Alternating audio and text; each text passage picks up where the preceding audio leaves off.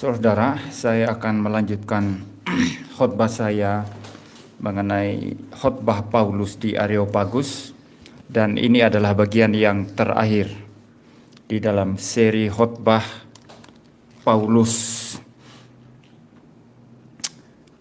Sudah dibacakan bagian Alkitab tadi dari Kisah Para Rasul pasal 17 ayat 22 sampai dengan ayat yang ke-34.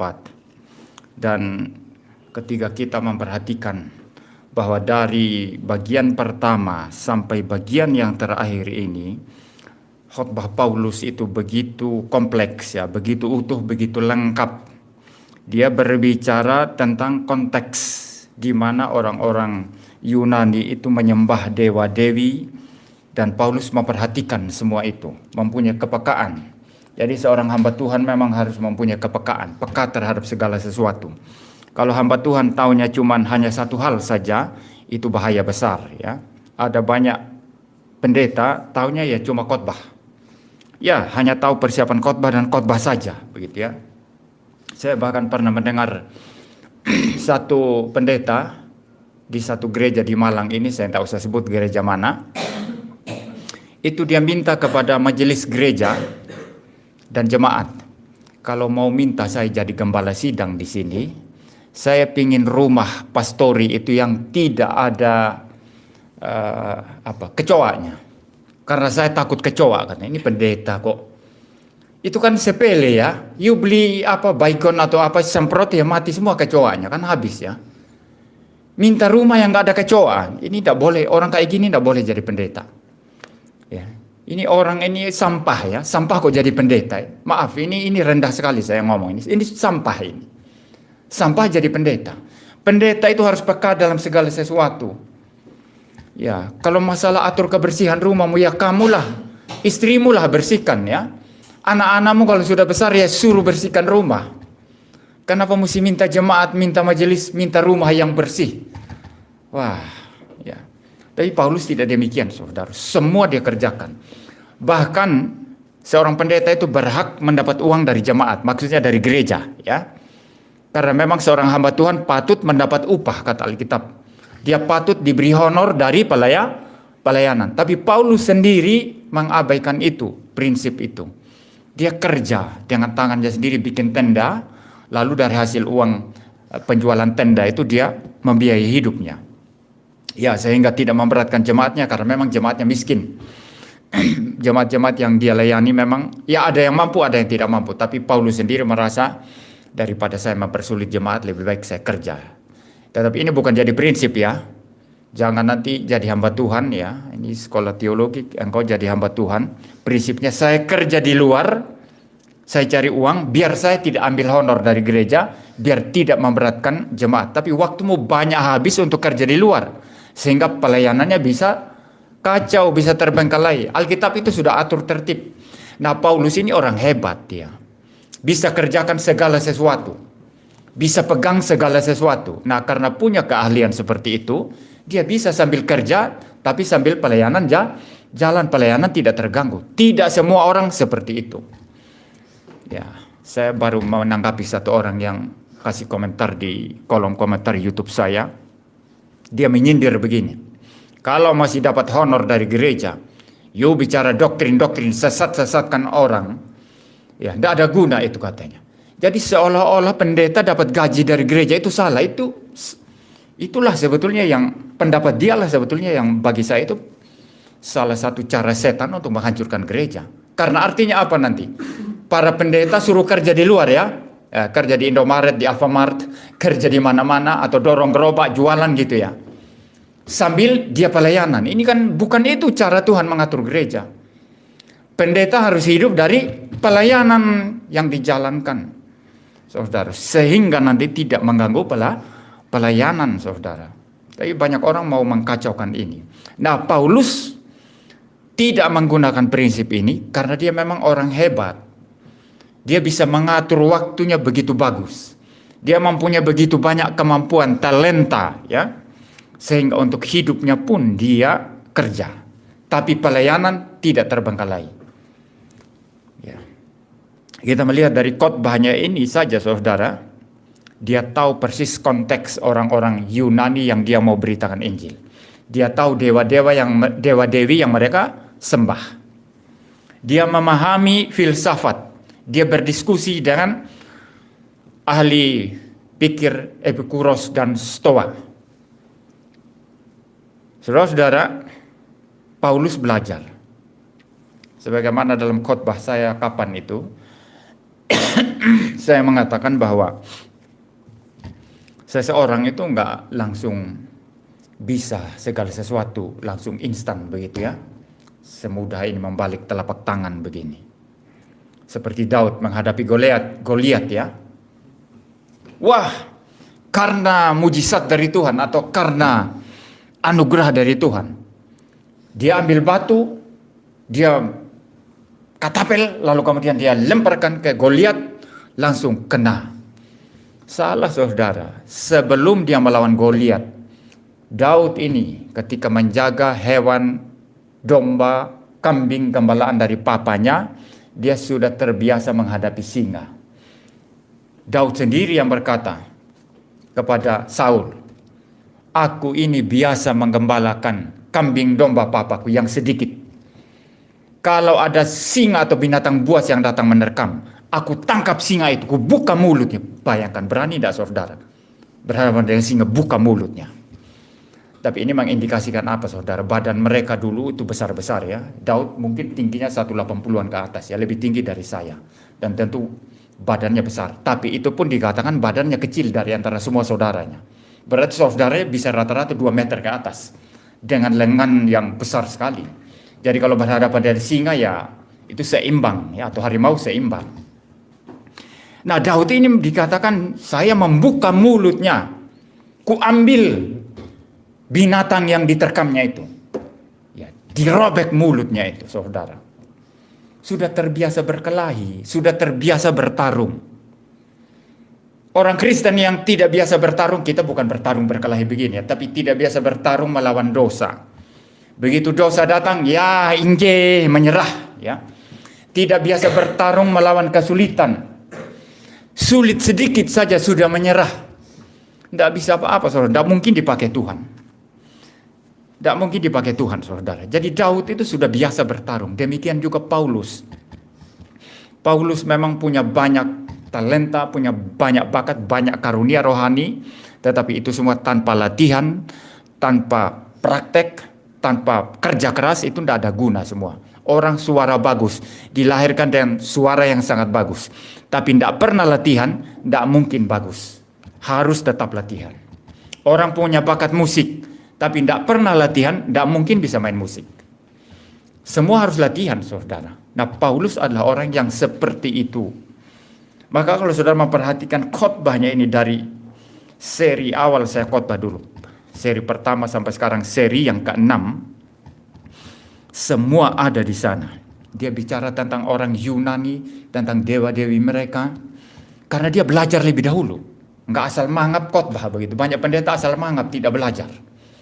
Ya, asal mangap, asal buka mulut gini. Ya. Enggak belajar, saudara. Tapi Paulus meneliti dulu, memperhatikan. Setelah itu dia buka mulut dia. Dia singgung aspek filosofisnya. Karena orang-orang Athena ini sangat-sangat filosofis.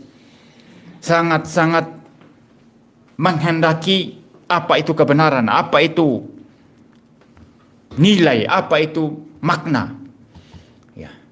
Saudara kalau membaca dikatakan tidak ada waktu lain buat mereka untuk berbicara selain daripada ingin tahu hal-hal baru dan bukan hal-hal sembarangan, hal-hal yang berbobot menurut ukuran mereka. Saudara, dan Paulus menyinggung pemikiran perspektif mereka. Lalu Paulus juga mengcounter mereka dan teologi yang benar. Bahwa Allah walaupun Allah ada dalam segala sesuatu dan kita berada dalam Allah, tapi Allah itu tidak sama dengan kesenian, tidak sama dengan buatan tangan manusia. Allah adalah pencipta dan kita adalah ciptaan. Ada perbedaan fundamental. Tidak sama. Lalu kemudian saudara, Paulus berani juga memberitakan tentang Injil yang mungkin bagi orang-orang luar itu adalah kebodohan. Yaitu mengenai kebangkitan dari antara orang mati. Yesus bangkit. Itu yang saya khotbahkan minggu lalu. Dan akibatnya setelah Paulus khotbahkan Injil, ada sebagian orang yang percaya, ada beberapa orang yang percaya dan menjadi orang Kristen. Nah, itu yang menjadi fokus kita sekarang ini.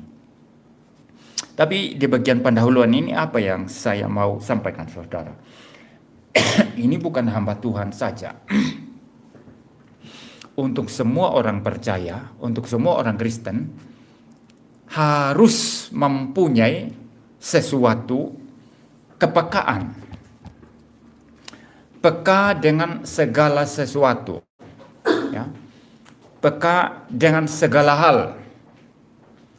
Ya. Bukan hanya hamba Tuhan, bukan hanya pendeta. Saudara mau kerja pun, ya, kalau saudara tidak mempunyai kepekaan, maka pekerjaan saudara itu ya jalan di tempat, ya, tidak ada gunanya apa-apa, saudara. Saya kasih satu contoh guru, ya, seorang guru berdiri mengajar, ya. Kalau dia tidak punya kepekaan terhadap murid-murid, masing-masing murid yang dia ajar, maka nanti saudara hasilnya para murid itu tidak memahami apapun yang guru itu ajarkan. Ya, saudara semua sudah pernah sekolah, duduk di bangku sekolah. Saudara pasti bisa membedakan atau terbiasa membedakan, ya, mana guru yang kalau dia mengajar sangat menarik. Semua murid memperhatikan, yang ngantuk-ngantuk pun buka mata semua. Tapi ada semacam guru yang sangat-sangat membosankan. Itu guru yang membosankan, itu biasa duduk di kursi. Duduk aja itu kayak, itu maaf ya, bokongnya kayak sudah ada lemnya di kursi gitu. Tidak bisa gerak-gerak gitu, ya. Jadi membaca anak-anak, tembok Cina itu berada di mana anak-anak? Itu berada di Cina. Tulis, ya, anak-anak tulis. Sampai pegal tangan ini, mencatat. Salah satu ciri guru yang tidak baik, yang tidak bagus adalah memberi catatan begitu banyak kepadamu. Dari 2 jam dia mengajar hanya mencatat saja. Sampai tangan ini pegal, itu guru yang gak bagus itu. Mudah-mudahan ini guru-guru ini dengar khotbah saya. Atau mungkin bagian ini dipotong sendiri nanti, ya. Biar banyak guru bertobat. Mengajar itu tidak seperti itu, saudara. Mengajar itu bukan mendikte, lalu nanti dihafal. Setelah ujian hilang semua. Ditanya apa yang kau pelajari, tidak ada lagi. Karena tadi hanya dihafal untuk nanti ujian. Sudah mencatat capek-capek lalu disuruh menghafal. Guru yang bagus itu dia memberikan prinsipnya. Dia memberikan prinsipnya. Nanti kemudian bagaimana aplikasinya secara praktis, itu latihan-latihan. Tapi orang kalau sudah tangkap prinsipnya, kalau sudah pegang prinsipnya, nanti aplikasi praktisnya itu dia bisa ulang sendiri. Tidak usah diajari terus-menerus, dia bisa ulang sendiri, saudara. Orang suruh mengarang, ya. Orang disuruh mengarang. Lalu kemudian suruh baca buku, baca cerita. Coba kamu tiru itu. Itu cara belajar yang paling jelek itu. Ini mirip orang banyak ahli main musik sekarang kan, tapi tidak ngerti apa-apa teori musik. Nanti bikin musik ya juga nggak terlalu bagus. Yang langsung lihat dari YouTube ikut gitu. Ya, langsung lihat dari YouTube ikut. Tapi itu satu cara belajar yang sama sekali salah itu. Tapi orang kalau pegang prinsipnya, nanti dia bisa aplikasikan sendiri, itu lebih bagus. Ya. Mengarang bagaimana? Kamu pikirkan satu topik atau satu tema. Nanti topik ini yang kamu kembangkan nanti. Ya. Nah, kalau cara mengembangkan gimana? Ya coba ya kamu urut, ya. Yang pertama poin apa yang kamu bahas dari sini? Contoh ya, misalnya ya, bagaimana orang pergi ke satu tempat gitu, ya. Lalu di satu tempat itu nanti dia akan mengumpulkan orang-orang untuk satu tujuan tertentu. Jadi temanya seperti itu. Pergi ke satu tempat, kumpulin orang-orang untuk satu tujuan tertentu. Mungkin untuk tujuan bisnis atau apa. Dia ingin memberdayakan mereka. Ya tinggal dari situ nanti. Poin pertama apa? Kedua apa? Ketiga apa? Keempat apa? Nah itu tinggal dikembangkan. Kalau mau buat yang sangat singkat sekali, yang pertama ini jadi satu paragraf. Yang kedua jadi, ini outline ya. Outline pertama satu paragraf, outline kedua satu paragraf, outline ketiga satu paragraf, outline keempat satu paragraf, semua 4 paragraf. Beres, selesai.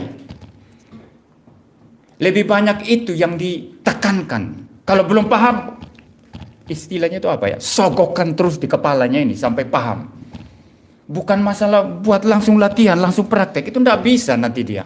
Sampai kapanpun bisanya hanya menghafal, hanya meniru-niru. Atau mengikut-ikut dari buku-buku yang ada. Saya khotbah ini saudara, saya khotbah biasa hampir 1 jam ya. Saudara lihat catatan saya ini. Ini outline yang saya khotbahkan ini. Tapi kalau saya tidak persingkat, sering 1 jam tidak cukup. Dari yang ini hanya beberapa catatan ini, banyak sekali yang saya khotbah, yang harus saya khotbahkan dari sini. Ini baru bagian awal, saudara. Jadi, saudara, kepekaan, ya. Orang kerja sama ya, bukan hanya guru. Orang bisnis pun harus peka. Kalau dia tidak peka, mungkin nanti bisnisnya bisa bangkrut. Segala sesuatu bangkrut. Nah, saudara, Paulus yang kita bisa lihat dari apa yang dilakukan Paulus dan semua para rasul dan semua yang dipakai Tuhan dalam sejarah, termasuk para nabi perjanjian lama, mereka itu melihat segala sudut. Mereka melihat segala celah yang ada. Mereka mempunyai kepekaan yang luar biasa, entah secara rohani maupun apa yang kelihatan ini di dalam dunia ini. Mereka peka. Itu sebabnya mereka sangat-sangat efektif digunakan oleh Tuhan. Tapi kalau seorang pendeta malas belajar, malas persiapan, dikasih pelayanan yang mungkin, itu sifatnya di balik layar ya. Itu sifatnya tidak tampil di hadapan orang. Dia tidak mau, dia merasa terhina. Dia merasa direndahkan. Kalau pendeta kan harusnya khotbah. Kenapa saya taruh di belakang layar? Kontrol yang masak-masak di dapur. Wah ini tidak mau saya. Itu banyak mahasiswa teologi itu tidak mau kayak gitu. Suruh cuci piring, asal-asalan cuci piring. Waktu saya jadi ketua senat di SDT Salem, pada tingkat yang ke-6, saya bilang kepada mereka, saudara kalau cuci piring ya, itu kalau piring bersih, ini kalau saya tanya paham enggak, piring bersih itu gimana? Indikatornya apa? Piring bersih itu indikatornya apa? Kalau saudari ini krik, krik, krik, itu bersih itu. Tapi kalau masih licin-licin itu masih ada sabunnya. Kalau tidak sabun ya minyak-minyak. Tapi kalau pegang gini, krek, krek, krek, itu piring bersih itu. Itu tidak ada sabunnya, tidak ada minyaknya, ada bekas makanannya lagi. Saya bilang kepada mereka, you jangan berharap khotbah lebih bagus dari mimbar. Lebih bagus daripada caramu cuci piring. Kalau cuci piringmu tidak bersih, saya yakin sekali di mimbar kamu nggak beres khotbah. Saudara. Semua saudara, semuanya.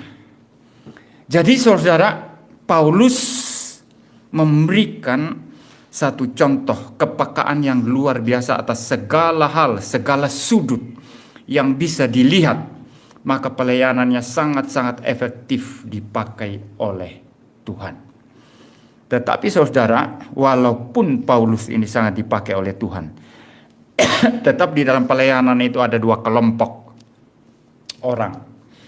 Pertama, orang yang mengejek, orang yang menghina berita Injil.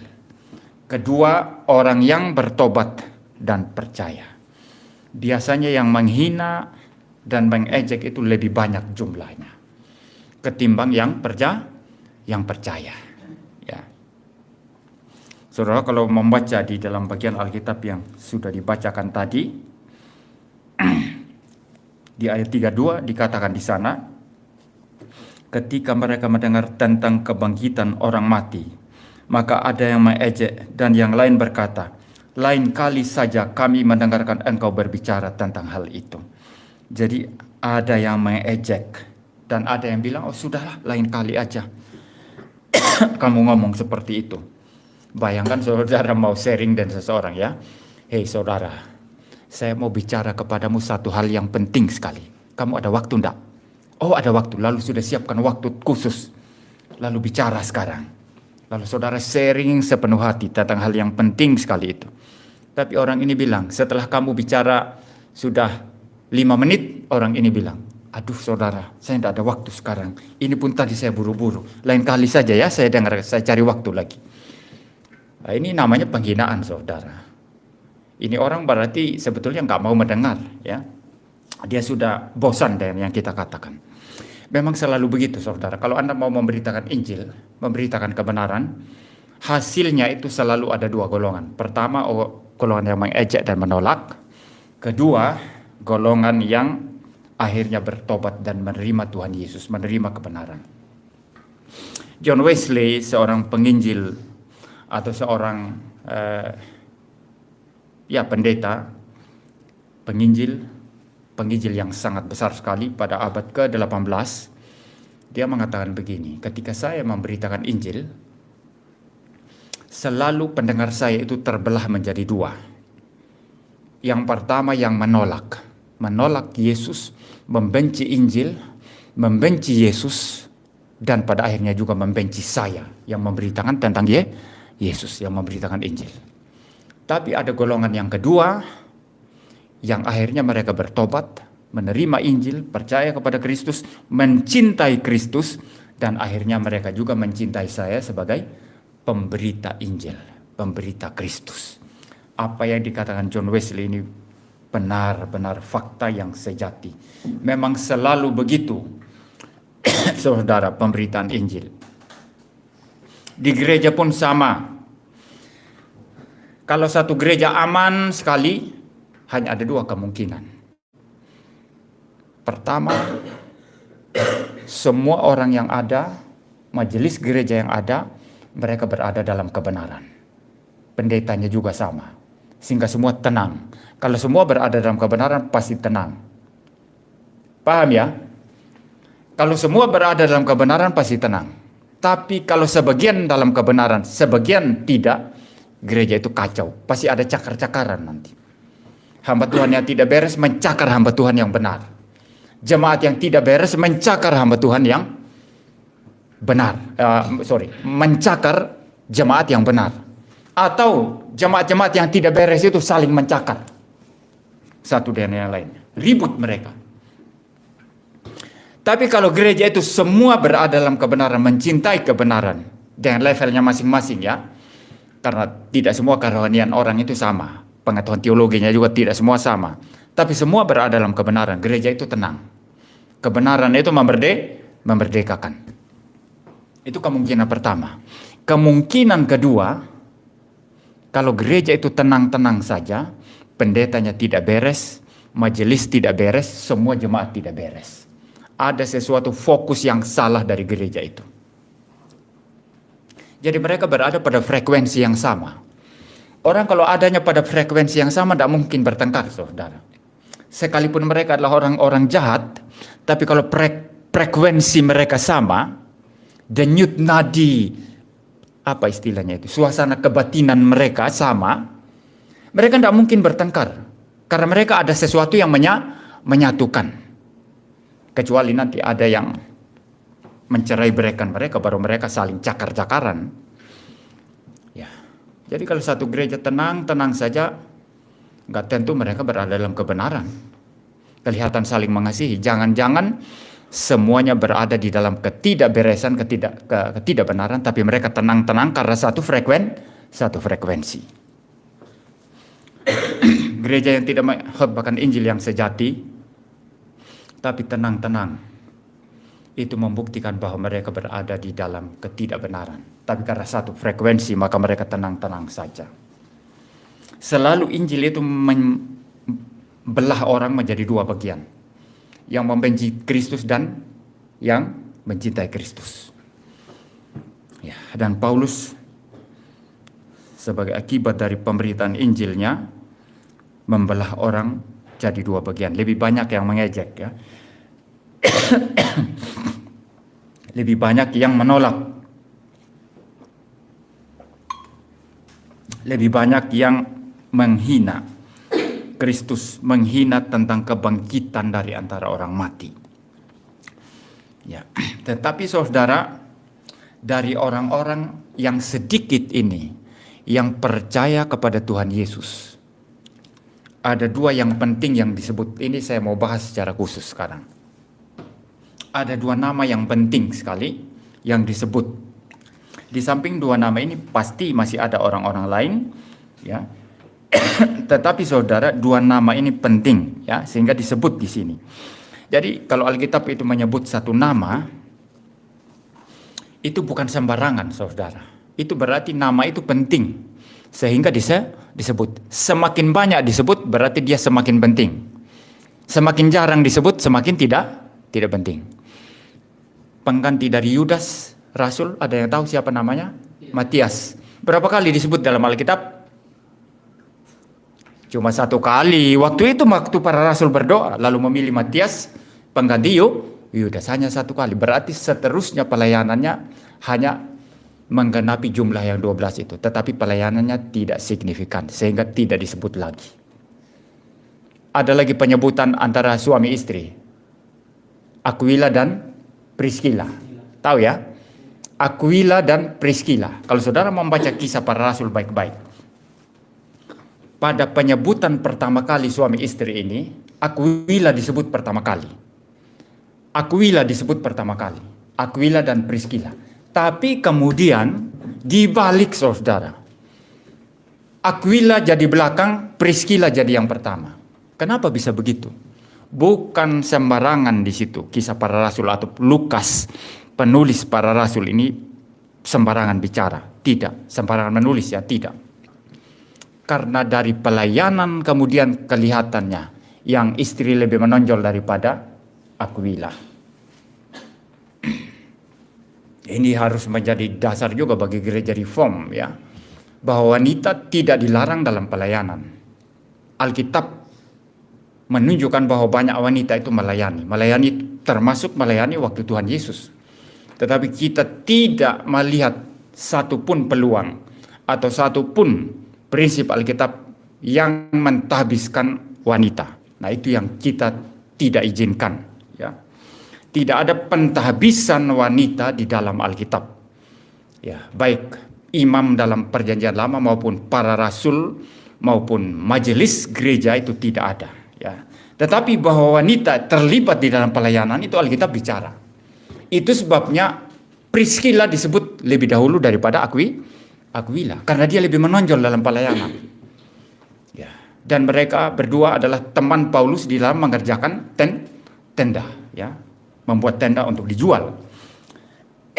Nah, mari kita kembali. Ada dua nama yang menonjol di sini yang kita harus perhatikan baik-baik. Yang pertama, saudara, yang disebut sebagai Dionysius, anggota majelis Areopagus. Dionysius, anggota majelis Areopagus. Paulus berdiri di mana waktu berkhotbah? Di Areopagus. Nah, saya jelaskan dulu Areopagus ini. Areopagus ini adalah satu bukit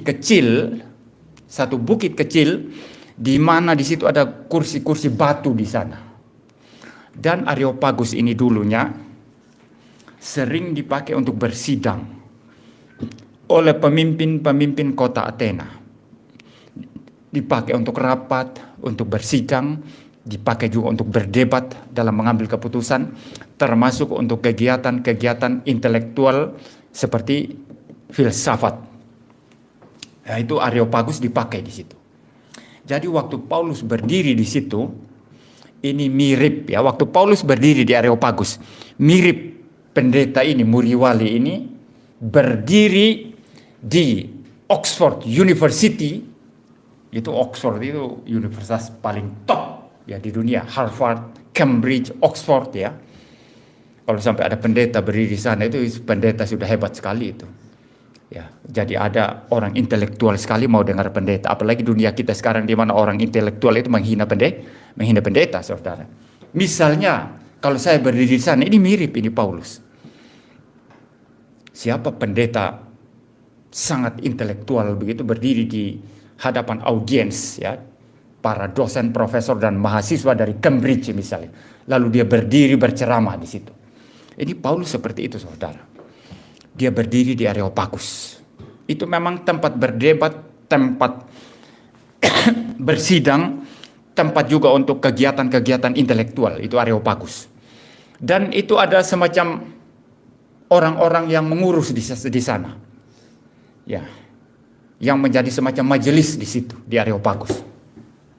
Jadi ketika Paulus mau berkhotbah di sana, itu sudah pasti dengan persetujuan para majelis Areopagus. Berarti pengaruh Paulus waktu berbicara dengan mereka, termasuk waktu di pasar berdiskusi atau berdebat dengan ahli-ahli pikir Epikuros dan Stoa, mereka lihat signifikan, ini orang patut untuk kita dengarkan pendapatnya. Maka dia bisa berdiri di Areopagus, saudara. Nah, itu Areopagus ya, saudara ya. Dan Dionysius ini adalah salah satu anggota majelis Areopagus itu. Berarti dia orang biasa atau orang penting? Orang penting. Injil itu punya kuasa, saudara. Memang ketika Injil diberitakan, ada yang tolak, ada yang benci, ada yang senang, ada yang menerima. Tetapi Injil tidak memandang manusia. Oh, karena kamu orang rendah, maka kamu cocok untuk Injil.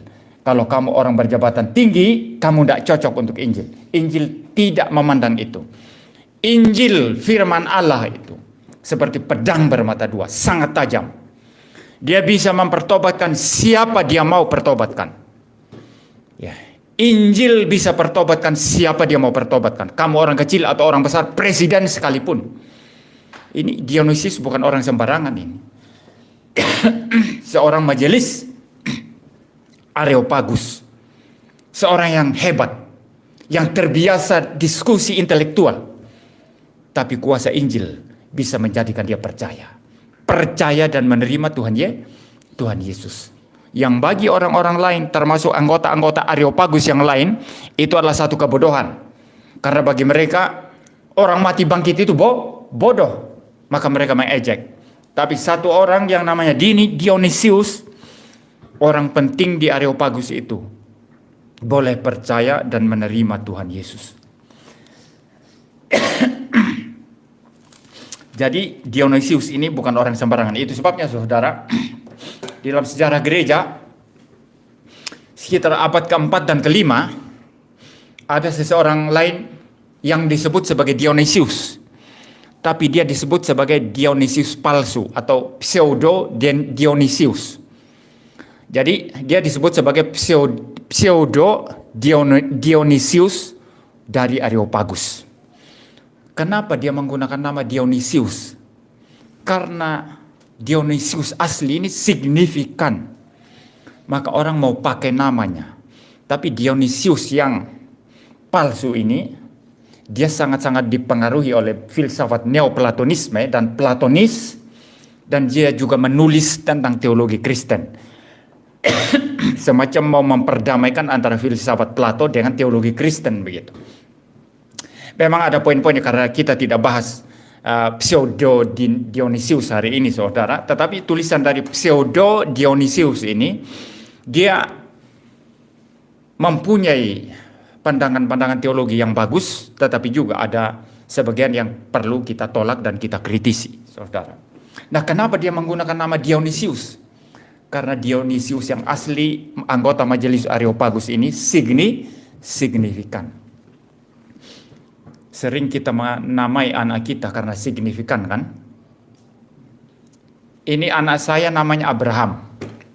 Saudara tahu apa yang ada di pikiran saya ketika menamai Abraham? Sebetulnya bukan Abraham yang di Alkitab, bukan. Abraham yang di Alkitab itu sangat besar sekali dan yang terbesar di antara semua Abraham, ya.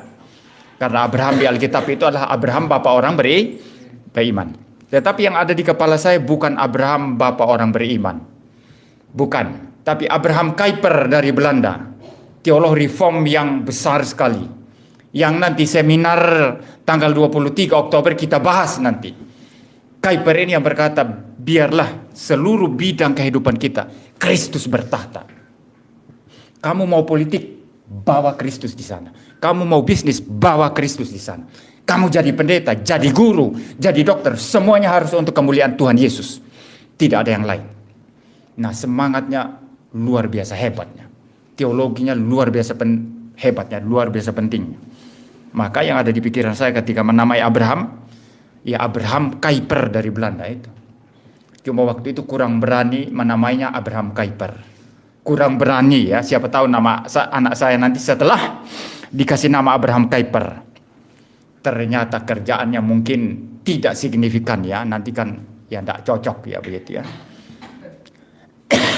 Jadi Abraham begitu. Nah sama Dionysius ini, karena dianggap penting, Paulus melalui penginjilannya mempertobatkan Dionysius anggota Majelis Areopagus. Maka di abad keempat dan kelima ada yang menamakan diri atau dinamai Dionysius, tapi disebut sebagai Dionysius palsu atau pseudo Dionysius, dan banyak menulis saudara pokok-pokok teologi yang penting juga. Lain kali kita bahas tentang yang palsu itu ya saudara. Jadi Injil itu mempertobatkan orang, tidak peduli dia presiden atau tukang becak. Injil punya kuasa saudara, maka kita tidak boleh menahan berita Injil itu. Jangan karena yang berkhotbah itu hanya lulusan STH atau bahkan tidak lulus STH. Pengetahuannya terbatas. Lalu menganggap bahwa wah ini yang saya khotbah ini di bawah ini orang-orang penting semua. Ini ada wali kota, ada bupati, ada DPR, ada gubernur. Aduh saya minder ini. Saya mau ngomong apa ya? Lalu mulai memberitakan Injil itu minder-minder. Beritakan Injil itu tidak ada semangat begitu ya. Enggak boleh saudara ya. Injil yang punya kuasa, bukan kita yang punya kuasa. Yang terakhir sekarang, seorang wanita disebut di situ.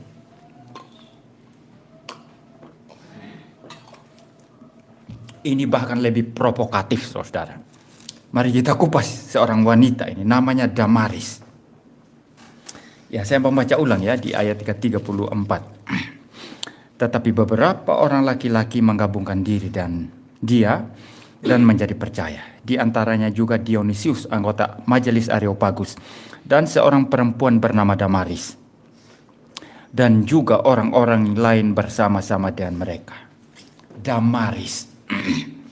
Di dalam tradisi atau budaya atau adat istiadat orang-orang Athena pada saat itu, seorang wanita tidak sembarangan bisa gabung dengan laki-laki.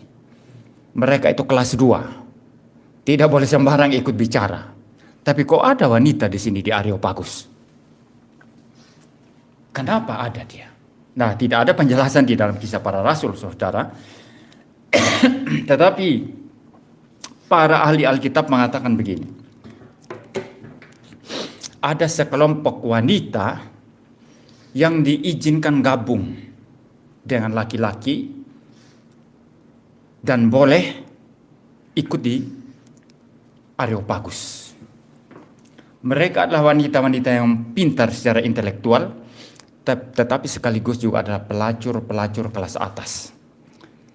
Pelacur-pelacur kelas atas berarti mereka melacur dengan pembesar, dengan bangsawan, dan mungkin orang-orang kaya kelas atas. Nah, sehingga mereka dapat kesempatan untuk duduk bersama-sama orang yang intelektual di sana, pembesar-pembesar di situ. Jadi mereka bukan hanya sekedar pelacur kelas rendah yang di pinggir-pinggir jalan, tapi secara intelektual juga mereka hebat. Itu sebabnya mereka berdiskusi dan pembesar-pembesar dan orang-orang penting. Nah, ada yang mengatakan bahwa kelihatannya Damaris ini adalah salah satu dari wanita yang seperti itu. Pelacur tingkat tinggi atau elit, tetapi yang sekaligus juga punya intelektual yang sangat bagus. Sehingga dia bisa duduk bersama laki-laki di situ. Kalau tidak, perempuan sembarangan saja begitu yang tidak terdidik dan juga bukan pelacur kelas atas tidak bisa duduk di situ. Tidak boleh, saudara. Karena itu bukan bagian mereka, bukan tempat mereka. Kalau mereka datang pasti akan diusir dari situ. Ya. Nah, seorang wanita yang seperti itu, yang secara intelektual mungkin sangat pintar, karena dia terbiasa diskusi dengan orang filsuf atau orang-orang kaya, orang-orang level atas, dan pengetahuan yang sangat-sangat menakjubkan, tetapi sekaligus juga secara moral dia adalah seorang pelacur. yang melayani orang-orang kelas atas.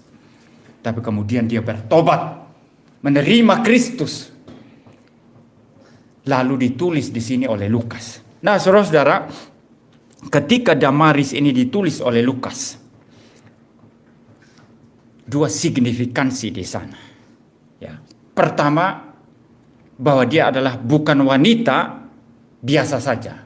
Saya sudah bicara tadi. Dia adalah kelas atas walaupun dia adalah pelacur. Kedua, signifikansi yang kedua adalah apa? Bahwa wanita diberi tempat yang pas atau yang layak di dalam pemberitaan Injil. Saudara, itu sebabnya namanya disebut di sini.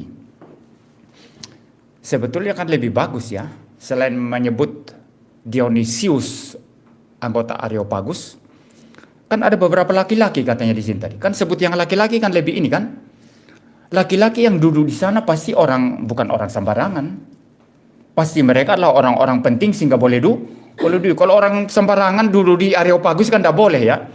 Sama seperti orang tukang jualan keliling lalu masuk ke Cambridge, duduk di sana berdiskusi dengan profesor, kan tidak bisa.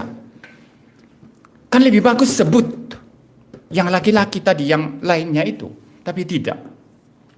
Lukas yang menulis Injil Lukas ini memilih untuk menyebut Damaris. Dua signifikansi tadi. Pertama, dia adalah wanita kelas atas intelektual, secara itu pintar, tapi dia adalah pelacur, yang membuktikan satu hal bahwa Injil mempertobatkan semua orang. Karena semua orang sudah rusak dalam dosa, kelas bawah atau kelas atas. Walaupun kelas atas dia ini adalah pelacur, dia dipertobatkan oleh berita Injil. Ya, bahkan saudara, Alkitab itu tidak malu-malu ya. Secara jasmaniah, Tuhan kita Yesus Kristus itu adalah keturunan beberapa wanita yang tidak beres. Saudara kaget mungkin ya? Tidak kaget. Tuhan kita Yesus Kristus dalam natur kemanusiaannya itu adalah keturunan beberapa wanita yang tidak beres. Saudara tahu Rahab? Rahab ketika Israel mengepung Yeriko, kemudian menyelamatkan 12 pengintai. Rahab itu adalah pelacur. Tapi dari Rahab ini turun juru selamat kita. Saudara tahu Betseba? Orang kan saya heran ya.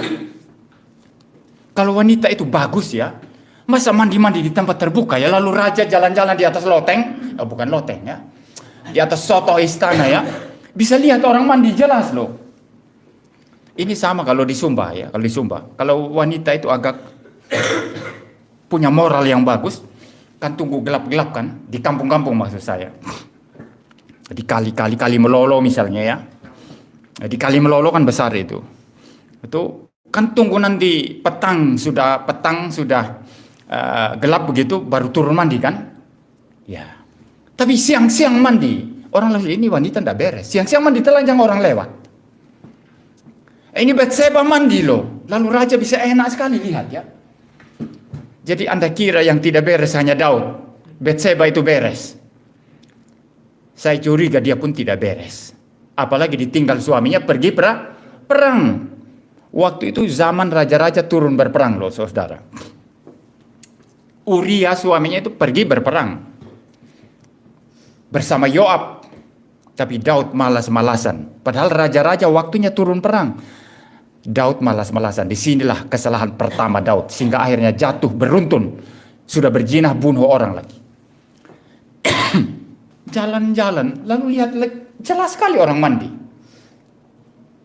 Saudara, kalau wanita itu suka buka-buka. Ini saya bukan ini ya. Jangan pikir ini kok mirip-mirip kadrun ini Pak Yanto ini. Bukan kadrun saya saudara.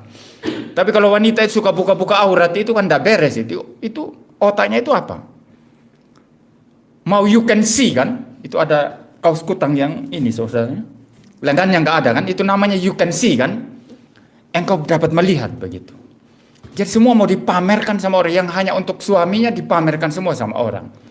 Ini membuktikan secara moral sebetulnya rendah, remeh. Saudara.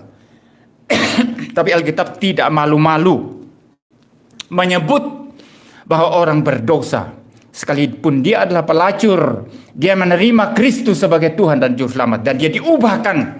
Dia bertobat. Dan hidup beres. Ini pesan penting bagi kita. Ini signifikansi. Mengapa Damaris ini ditaruh di sini. Seorang wanita walaupun pintar, tapi pelacur kelas atas. Yang punya hak istimewa. Bergaul dan orang-orang di Areopagus. Tapi Injil pertobatkan dia. Dan dia menjadi signifikan. Maka Alkitab taruh namanya di situ. Kedua, dia adalah wanita. Wanita adalah rekan sekerja di dalam kerajaan Allah, saudara. Jadi saudara, ini yang saya bisa sampaikan hari ini. Dan pesan bagi kita semua adalah apa? Kita semua tidak berbeda daripada Dionysius. Yang mungkin selama ini kita anggap diri kita pintar. Kita bisa berdebat, kita bisa berdiskusi, kita bisa melakukan hal-hal yang mungkin sangat-sangat intelektual, sangat-sangat rasional. Tapi kalau kita tidak mengenal Kristus, tidak ada gunanya sama sekali. Perlu pertobatan. Kita juga tidak berbeda dengan Damaris. Dia memang seorang pelacur. Tapi kita mungkin bukan pelacur. Tapi kita banyak dosa dalam banyak hal. Hati kita, pikiran kita rusak semata-mata. Hanya anugerah Allah melalui pemberitaan Injil kita boleh diselamatkan. Biarlah kita boleh mempunyai semangat untuk kemudian bertobat sungguh-sungguh dari segala macam dosa kita. Dan kita boleh terus mengiring Tuhan Yesus Kristus sebagai Tuhan dan Juru Selamat kita. Dan boleh menyenangkan Dia selama-lamanya. Itulah tujuan hidup kita, saudara.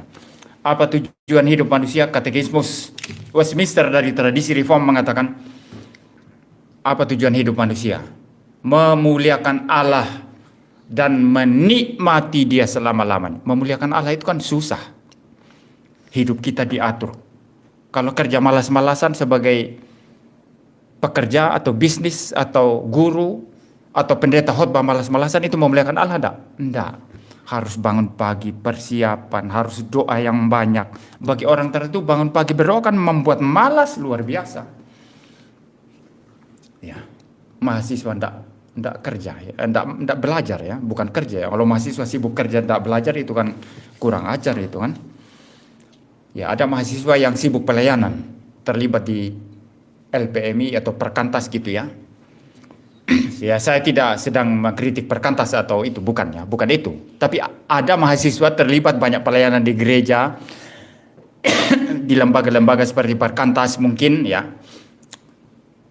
Lalu kemudian tidak belajar, tidak selesai kuliahnya. Lalu kemudian dia kata, kenapa tidak selesai? Itulah, saya mau memuliakan Tuhan. Saya sibuk pelayanan, jadi kuliah tidak selesai-selesai. Itu salah, saudara. Engkau harus utamakan kuliah dulu, setelah itu baru sambil pelayanan. Jangan malah kuliahnya dikorbankan. Nah, memuliakan Tuhan itu tidak gampang, susah ya, betul ya. Petani mau memuliakan Tuhan harus kerja sawah atau ladang dengan sungguh-sungguh. Memuliakan Tuhan tidak gampang.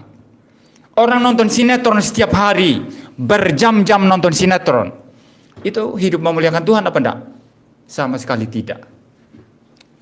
Jadi enak tidak memuliakan Tuhan. Ada bayar harganya, ada susahnya, ada penderitaannya.